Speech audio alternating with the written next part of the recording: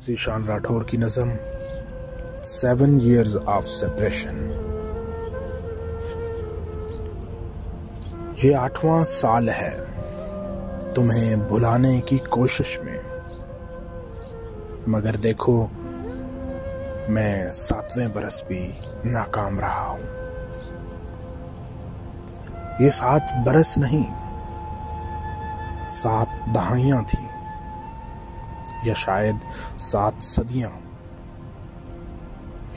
تمہارے بعد کسی نے مسلسل ہاتھ نہیں تھاما، جو 2 روز کسی نے تھاما بھی تو تیسری شام کسی چوراہے پر تنہا چھوڑ گیا کہ میں مستقل اداسی ہوں۔ میں آج بھی ہر رات تم سے باتیں کرتا ہوں، یہ سوچ کر کہ تم ہو مگر تم نہیں ہو۔ تمہیں یاد ہے وہ بوڑھا بھکاری جو تمہیں بیٹی بلاتا تھا؟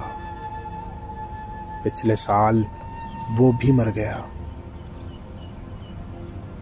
میں اب نصرت کو نہیں سنتا، جگجیت میرا دکھ بہت پہلے گا گیا ہے۔